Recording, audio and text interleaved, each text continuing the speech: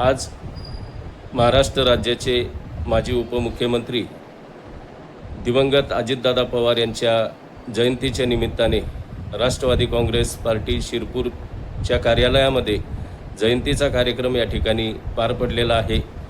राष्ट्रवादी काँग्रेसच्या सन्माननीय नगरसेविका शिरपूर वरवाडे नगर परिषदेच्या आदरणीय अमृताताई महाजन या निमित्ताने आपण 2 शब्द व्यक्त करावेत ही नम्र विनंती। नमस्कार। सर्वप्रथम आदरणीय अजितदादा पवार यांना विनम्र श्रद्धांजली अर्पण करतो। आणि वेदनादायी हा प्रसंग आमच्यासाठी सगळ्यांसाठी आहे, कारण की राष्ट्रवादी काँग्रेसचे सर्व कार्यकर्ते आजचा 22 जुलै हा दिवस अत्यंत आनंदाने आणि अभिमानाने आम्ही साजरा करायचो। त्यानिमित्त विविध सामाजिक उपक्रम देखील घ्यायचो, परंतु आज आमच्यासाठी हा खूप जड अंतकरणाने दादांना श्रद्धांजली वाहण्याचा कार्यक्रम आम्हाला अजूनही विश्वास बसत नाही। परंतु दादांची जी शिकवण होती की केवळ जनतेसाठी आणि जनतेच मुख्य ठेवून काम करायचं, हा आम्ही आदर्श ठेवून यापुढे शिरपूर तालुक्यात जनतेसाठी आम्हाला शक्य तितके मदत आणि सहकार्य करण्याचा प्रयत्न करू, हीच दादांना खऱ्या अर्थाने आमच्याकडून श्रद्धांजली ठरेल। धन्यवाद। धन्यवाद मॅडम। आजच्या दिवशी आदरणीय दादांना जयंतीच्या निमित्ताने आणि आपणा सर्वांना आदरणीय दादांच्या जयंतीच्या निमित्ताने हार्दिक शुभेच्छा। बळीराजा न्यूज चॅनल संपादक मनोहर पाटील, शिरपूर, धुळे। धन्यवाद।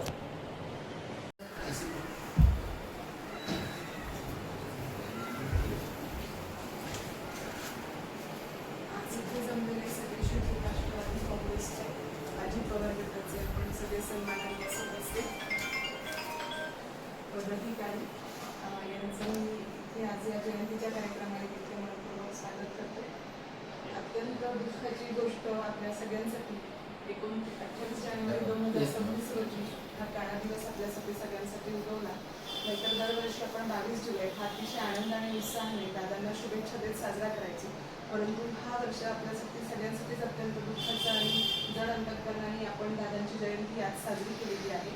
दादांच्या वक्तशीरपणा, त्याचप्रमाणे निर्णय क्षमता आणि सर्वसामान्यांसाठी कार्य करण्याची जी त्यांनी आपल्याला शिकवण दिली, त्या गोष्टींवरच आपण पुढे आपल्या शिरपूर तालुक्यांमध्ये सगळ्या जनतेसाठी कार्य करत दादांना एक अभूतपूर्व अशी श्रद्धांजली वाहूया आणि दादांचे विचार कायम आपल्या स्मरणात ठेवून आपली राष्ट्रवादी शिरपूर तालुक्यात कशी वाढेल यासाठी आपण सगळे प्रयत्नशील असूया।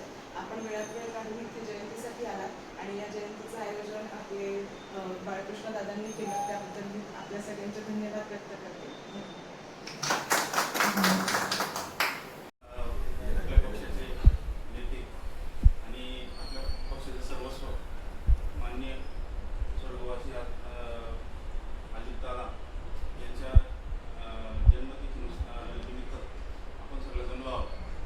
तर अजितदादा हे असं एक व्यक्तिमत्व होतं ज्याच्या असण्याने महाराष्ट्रात फार वेगळा प्रभाव या पक्षाचा होता, परंतु अजितदादा गेल्यानंतर जी पक्षाची आता वाटचाल झाली, आपल्या कार्यकर्त्यांच्या आधारावर म्हणजे खांद्यावर सगळी जबाबदारी असल्यामुळे दादांचे जे स्वप्न होतं की महाराष्ट्राला विकासाकडे घेऊन जाणं, ही आता दादांच्या गैरहजेरीत आपण सर्वांनी ती पार पाडली पाहिजे। पक्षाला बळकटीकरण केलं पाहिजे आणि पक्ष संघटना वाढवण्यासाठी आपण सर्वांनी प्रयत्न केला पाहिजे। हीच खरी आदरांजली आणि हे राहते दादांसाठी। पुन्हा एकदा सर्वांचे आभार व्यक्त करतो। हा महाराष्ट्रासाठी काळा दिवस 28 जानेवारी रोजी जे विमान दुर्घटनेत आपल्या राज्याचे उपमुख्यमंत्री अजितदादा पवार यांचं आकस्मिक निधन झालं, म्हणजे महाराष्ट्राला एक प्रकारे पोरकं केलं त्यांनी आणि पक्षावर अधिकाऱ्यांवर जी पकड होती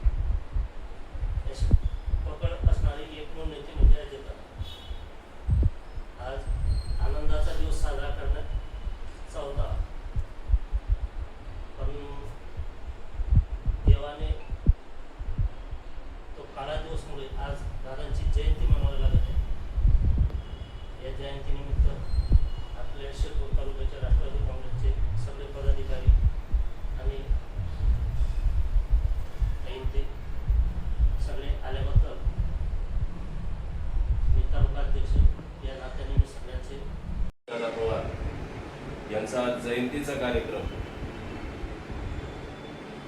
28 जानेवारी रोजी त्यांचं दुःखद निधन झालं आणि सर्व महाराष्ट्र यांनी पोरका केला.